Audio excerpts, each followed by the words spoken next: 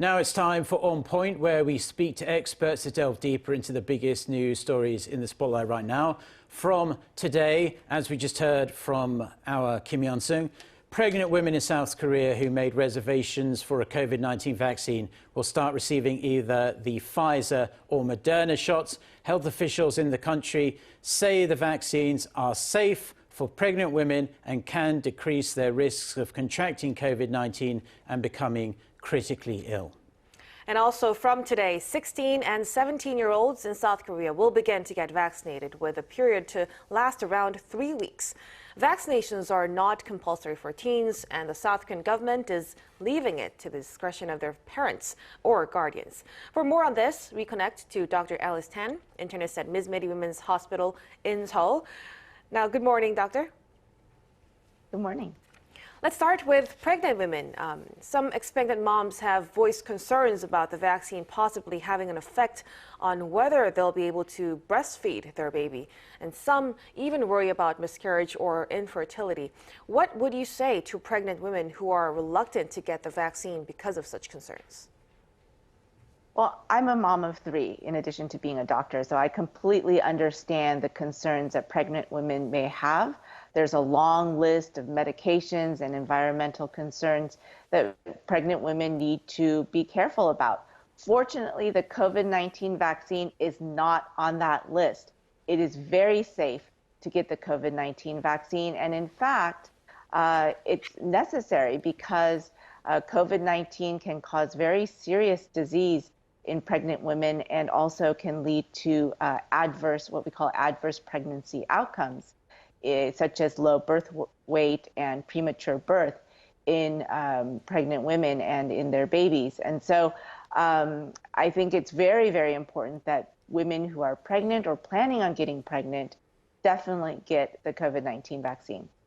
Now, on that point, the U.S. Centers for Disease Control and Prevention, the CDC, includes pregnant women as a high-risk group for severe COVID-19 illness if they contract the virus. What is it about women carrying a baby that puts them in this high-risk group, and how many severe cases of COVID-19 have been confirmed among pregnant women in South Korea thus far? Right. So for the first 17 months of the pandemic, there were 731 confirmed cases of COVID-19 among pregnant women in Korea. Among them, 15 developed severe disease requiring ICU care. That's about 2.05%. And if you compare that to a 0.34% progression to severe disease in similarly aged non-pregnant women, that is a huge increase of 6 times the chances of developing severe disease if you are pregnant. In terms of the reason why pregnant women are at increased risk of developing severe disease, first of all, the immune system changes in pregnancy. As most people know, pregnant women are more susceptible to getting ill. Their immune status is decreased, and also during pregnancy, because of the swelling pregnant belly that pushes up on the diaphragm, it pushes up on the lungs, lung capacity goes down. Your ability to take in deep breaths is diminished. And of course, we know that COVID-19, the hallmark feature is severe pneumonia, difficulty breathing, and that is why it's a high-risk condition, especially for pregnant women. Now, moving on to the teenagers. The Pfizer vaccine is currently the only vaccine authorized for kids ages 12 to 17. Now, why is it only that one in particular? And are there any specific concerns, such as severe side effects for teenagers getting the shot?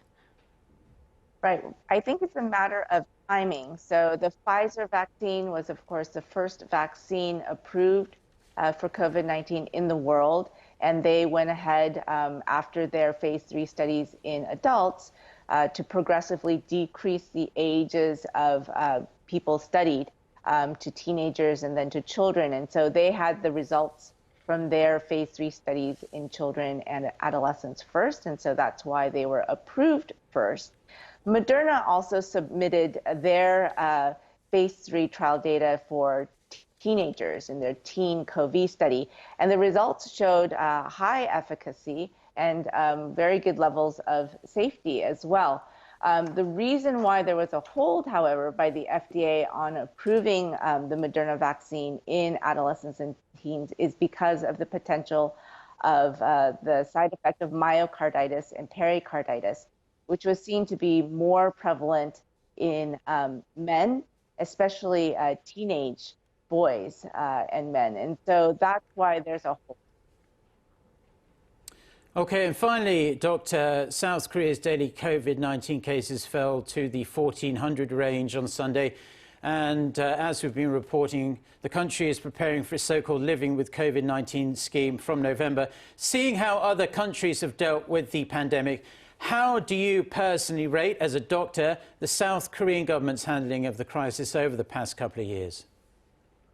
Well, I think the numbers tell, most of the picture, right? And so when we look at the case fatality ratio for COVID-19 in Korea compared to other countries around the world, we actually have the lowest, second to only Israel. And so Korea has done really a very good job when we speak relative to other countries. But I'm reminded of what Right Honorable Helen Clark, the former Prime Minister, said about her country's response to COVID-19. Actually, New Zealand has 1/10 of the deaths per million population compared to Korea, so you could say that they did a better job. But she had very searing criticisms about how New Zealand handled the pandemic. She said anytime a country has to go into lockdown, completely shut down because of a crisis, that is not what we consider success.